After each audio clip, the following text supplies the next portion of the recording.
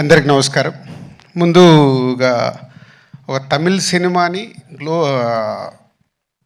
Pan India cinema చేసిన శంకర్ గారికి, ఒక తెలుగు సినిమాని ఇప్పుడు గ్లోబల్ సినిమా చేసిన రాజమౌళి గారికి ఫిలిం ఇండస్ట్రీ తరపున బిగ్ కృతజ్ఞతలు sir.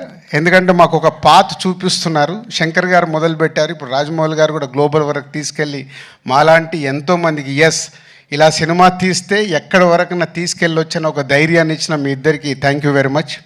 And game changer already మొన్న యూఎస్లో మాట్లాడాను, మళ్ళీ ఫోర్త్కు చాలా దాచుకోవాలి. సో ఈరోజు ఓన్లీ ట్రైలర్. సో శంకర్ గారి విజన్ ఒక్కొక్క స్టెప్గా చూపిస్తూ వెళ్తున్నాం. వారి ఒక్కొక్క పాటలో ఆ గ్రాండియర్ కానీ, వారు చూపించిన మూమెంట్స్ సాంగ్లో చేసినవి కానీ, లిరికల్ వీడియోల ద్వారా కొంచెం కొంచెం సాంగ్లో ఇస్తూ వెళ్ళాం. ఒక టీజర్ ఇచ్చాం, ఈరోజు ఒక ట్రైలర్ వరకు వచ్చాం. సో ఇది ఇంకా నా లెక్కన 40-50%. సో చాలా దాచిపెట్టి శంకర్ గారు 10th రోజు అందరికీ చూపించబోతున్నారు.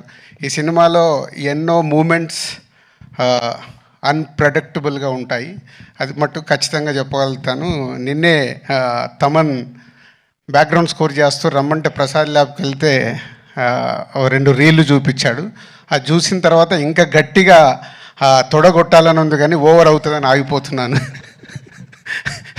సో 10th వరకు మీలాగే మేము కూడా ఒక ఎగ్జైట్మెంట్ని ఆపుకుంటూ ఒక గొప్ప సినిమా అంటే ఒక కమర్షియల్గా శంకర్ గారు ఎన్నో సినిమాలు నేను ఎప్పుడు చెప్తుంటాను, ఒక జెంటిల్మెన్ దగ్గర నుంచి భారతీయుడు కానీ, ఒకే ఒకటి కానీ, శివాజీ కానీ, ఆఫ్టర్ లాంగ్ టైం మళ్ళీ శంకర్ గారు ఒక స్ట్రేట్గా తెలుగులో సినిమా చేస్తూ అలాంటి సినిమా మాకు ఇచ్చినందుకు వారికి కృతజ్ఞతలు.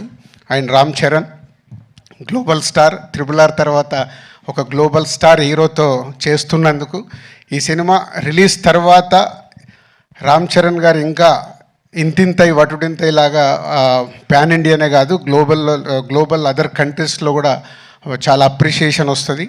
సో మా పెట్టిన డబ్బులు తిరిగి లాభాలతో వస్తుందని వెయిటింగ్లో ఉన్నాం ఈ సంక్రాంతికి. Thank you very much.